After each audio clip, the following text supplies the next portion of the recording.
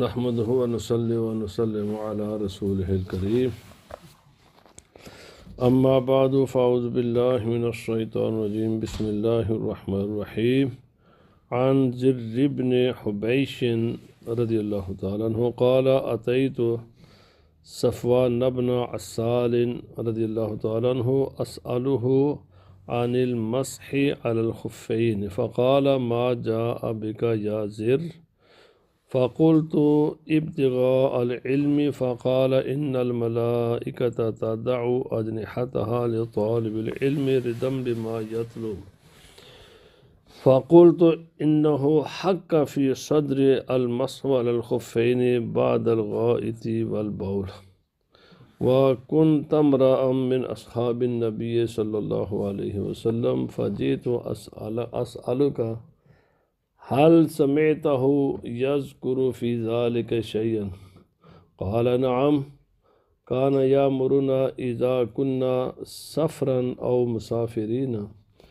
ألا ننزع خفافنا 3 أيام ولياليهن إلا من جنابة لكن من غائط وبول ونوم فقلت هل سمعته يذكر في الهوى شيئا قال نعم كنا مع رسول الله صلى الله عليه وسلم في سفر فبين نحن عنده إذ ناداه أعرابي بصوت له جهوري يا محمد فأجابه رسول الله صلى الله عليه وسلم نحو من صوته ها فقلت له ويحك اغضض من صوتك فإنك عند النبي صلى الله عليه وسلم وقد نهيت عن هذا فقال والله لا أغضض قال الأعرابي المرء يحب القوم ولما يلحق بهم قال النبي صلى الله عليه وسلم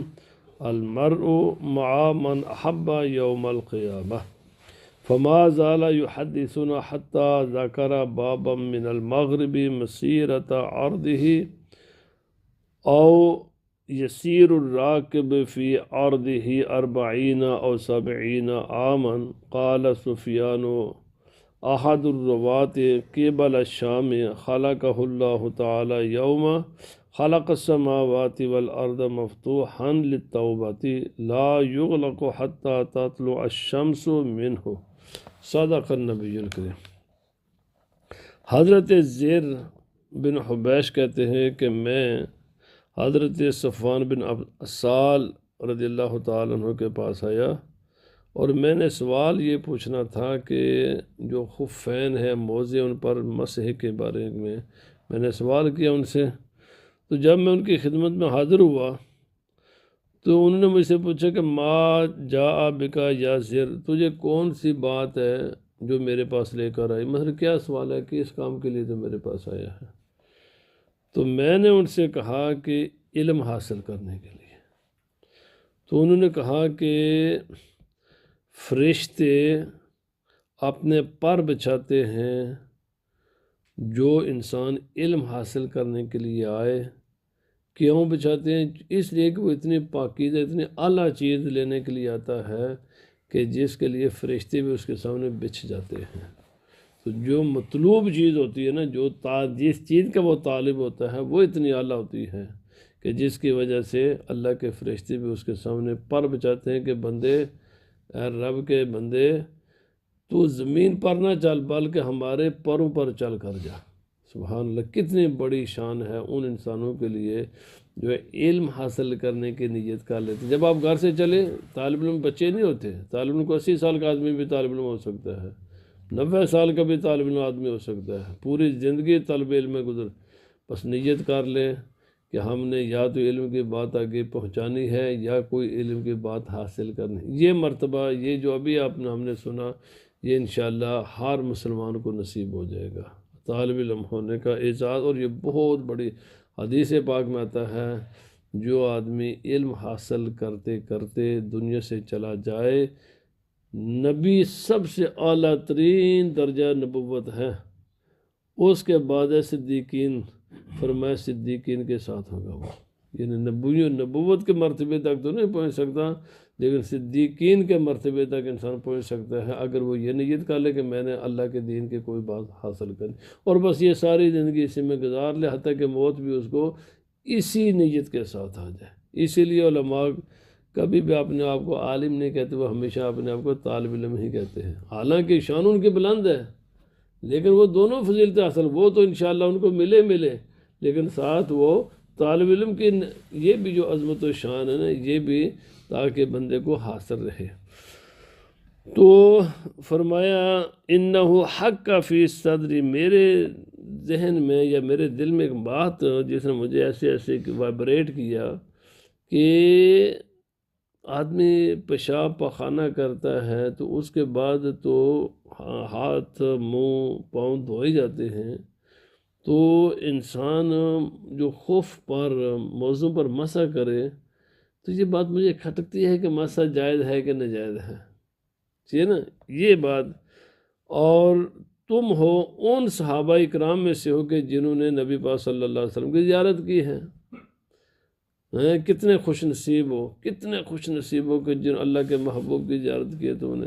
تو میں آپ کے لیے آیا ہوں تاکہ یہ مسئلہ پوچھوں، کیا تم نے اس مسئلے میں کوئی بات نبی پاک صلی اللہ علیہ وسلم سے سنی ہے کہ پیشاب و پخانے کے بعد بھی موضوع پر سب مسح کیا جائے گا، یا ہوا خارج ہونے کے بعد تو مسح کر لیں لیکن جب یہ ہو تو پھر اس کو دھوئے جائیں گے پاؤں؟ تو آپ نے فرمایا ہاں میں نے سنی ہے۔ حضرت صفوان بن عسال رضی اللہ تعالیٰ عنہ آپ نے فرمایا میں نے سنا ہے کہ نبی پاک صلی اللہ علیہ وسلم فرمایا کرتے تھے کہ جب بھی فرمایا ہم جب سفر میں ہوتے نا تو نبی صلی اللہ علیہ وسلم کا حکم تھا کہ 3 دن اور 3 راتیں جنابت اگر نہیں ہے، اس کے علاوہ کوئی مسئلہ ہے تو تم موزے پہنے رکھو، ان پر مسح کرنا ہے۔ تو یعنی جب آدمی مقیم ہو تو 1 دن 1 رات ہے، اور جب مسافر ہو تو 3 دن اور 3 راتیں ہیں۔ البتہ اگر آدمی حالت جنابت ہو جائے تو پھر ان کو اتارنا ہی پڑے گا، اور اتار کر پھر پاؤں دھونے ہیں۔ لیکن من غائط او بول و نوم، اگر وضو ٹوٹ جائے پیشاب پخانے یا نیند کی وجہ سے، یا جو بھی اسباب ہے وضو ٹوٹنے کسی بھی وجہ سے سوائے جنابت کے، تو موضوع پر مسح ہی ہے۔ البتہ اگر جنابت کی حالت ہو گئی تو پھر موزے اتار کر پاؤں دھو جائیں گے۔ یہ میں نے نبی پاک صلی اللہ علیہ وسلم سے سنا ہے۔ پھر حضرت زیر کہتے ہیں میں نے عرض کیا کہ آپ نے ہوا کے بارے میں بھی کوئی نبی پاک صلی اللہ علیہ وسلم سے سنا ہے؟ ہوا کا معنی یہ ونڈ نہیں ہے، ہوا کا معنی ہوتا ہے نفسانی خواہشات، انسان کے دل دماغ میں جو بات ہے بس وہی کہتا جائے۔ تو کوئی سنا ہے؟ تو قال نہ، میں نے کہا جی میں نے سنا ہے کہ ہم رسول اللہ صلی اللہ علیہ وسلم کے ایک سفر میں سرکار کے ساتھ تھے، تو ہم نبی پاک صلی اللہ علیہ وسلم کے قریب بیٹھے ہوئے تھے، تو ایک گاؤں کا آدمی آیا جس نے بلند آواز میں باتیں کرنی شروع کر دی، اونچی اونچی، گوار ایسے ہی کرتے ہیں شہری لوگوں کی اور دیہاتوں میں رہنے والے لوگوں کی بول چال عادات اخلاق میں بڑا فرق ہوتا ہے۔ اس نے کہا کہ یا محمد ہو، تو نبی پاک صلی اللہ علیہ وسلم نے، اور باتیں بھی دور سے کر رہا تھا وہ، تو میں نے نبی نے اس کو جواب دیا جس طرف سے وہ آواز آ رہی تھی، کہیں دور سے تھا وہ آدمی۔ تو نبی صلی اللہ علیہ وسلم نے فرمایا بھائی کیا بات ہے؟ تو میں نے اس کو کہا کہ بھائی آواز آہستہ کر، تجھے پتہ نہیں کہ تو کس کے ساتھ مخاطب ہے؟ رسول اللہ صلی اللہ علیہ وسلم کے ساتھ تو مخاطب ہے، اور منع کیا گیا ہے نبی پاک صلی اللہ علیہ وسلم کے ساتھ بلند آواز میں بات کرنا۔ تو اس نے کہا میں تو نہیں کروں گا۔ گمار ہوتے ہیں نا جی، دیہاتی لوگ ہیں یہ لوگ، ان کو وہ چیزیں اس طرح کی گفتگو کے آداب نہیں ہوتے جیسے شہری لوگوں کو ہوتے۔ تو بہرحال اعرابی نے پوچھا، دوری سے پوچھا، المرء یحب القوم ولم یلحق بہم، یا رسول اللہ ایک آدمی کسی بھی انسان سے کسی قوم سے محبت کرتا ہے لیکن اسے ملاقات نہیں کی، اس نے ملا نہیں ہے، وہ نہ ملنے کے اسباب 2 مین اسباب ہے، یا تو ٹائم مختلف ہوتا ہے، ایک آدمی جس سے محبت کرتا ہے وہ مر گیا تو اسے ملاقات کیسے ہو؟ ملاقات ہی نہیں نا ہو سکتی۔ یا جگہ ہوتی ہے کہ ایک آدمی کہیں دور دراز علاقے میں رہتا ہے اور یہ آدمی دور دراز علاقے میں رہتا ہے تو ملاقات نہیں کر سکا یہ، بہرحال لیکن محبت کرتا ہے اس سے، ملاقات نہیں اس سے ہوئی۔ تو نبی پاک صلی اللہ علیہ وسلم نے فرمایا المرء مع من احب یوم القیامہ، قیامت کے دن آدمی انہی کے ساتھ اٹھے گا جن سے وہ محبت کرتا ہوگا۔ آج ہمارے لوگوں نے رول ماڈل بنا لیا سنگرز کو، کرکٹرز کو، فٹ بالرز کو، دنیا کے سب سے بڑے جو جواری، کمار، بدماش اور غلیظ ترین لوگ ہیں وہ ہماری نوجوان نسل کے رول ماڈل ہیں۔ اور یاد رکھیں کہ نبی پاک صلی اللہ علیہ وسلم نے فرمایا جس سے محبت کرتا ہوگا نا اسی کے ساتھ ہوگا وہ۔ نیکوں کے ساتھ محبت ہوگی جس انسان نے رسول اللہ صلی اللہ علیہ وسلم سے محبت کی، صحابہ کرام سے کی، اہل بیت اطہار سے کی، اولیاء اللہ سے کی، علماء ربانیین سے کی، پھر ان کے ساتھ ہوگا۔ اور جو ان بدماشوں کے ساتھ محبت کرے گا وہ انہی کے ساتھ ہوگا۔ یاد رکھ لیں ہمارے لیے رول ماڈل یہی لوگ ہیں جن کو میں نے ذکر کیا ہے، قرآن پاک نے نہیں کا ذکر کیا ہے۔ آج حکومتیں میں ان بدماشوں کو، ان زانی شرابیوں کو پروموٹ کرتی ہیں، اور جو دنیا کا سب سے خبیث ترین انسان ہے نا وہی دنیا کے سپر اسٹار بنا ہوا ہے۔ اور یہ شیطانی لوگوں کا ایجنڈا ہے کہ ان لوگوں کو رول ماڈل بنا کر لوگوں کے سامنے پیش کیا جائے۔ یہ مسلمانوں کا فرض ہے، مسلمان کا یہ ایمان کا تقاضا ہے کہ ان لوگوں سے نفرت کرے۔ بھائی جب تم ٹی وی کھول کر کرکٹ دیکھتے ہو نا، فٹ بال دیکھتے ہو، حقیقت میں یہ اچھا اس وقت تم کسی اللہ کے بندے کی سیرت بھی تو پڑھ سکتے ہو نا۔ اس کا مطلب تمہیں ان کی کوئی قدر و قیمت ہے، تمہارے دل میں ان کی ویلیو ہے، اسی لیے تو تم دیکھتے ہو۔ ویلیو نہیں ہے تو دیکھتے کیوں ہو؟ اسی طرح سینما میں جانا، اگر ان کے کو پیسے دے کر برائی کو پروموٹ کرنا، یہ سارے چیزیں ہیں۔ نبی صلی اللہ علیہ وسلم فرمایا المرء مع من احب یوم القیامہ، اور قرآن پاک میں بھی ہے آدمی انہی کے ساتھ الاخلاء یومئذ بعضهم لبعض عدو الا المتقون۔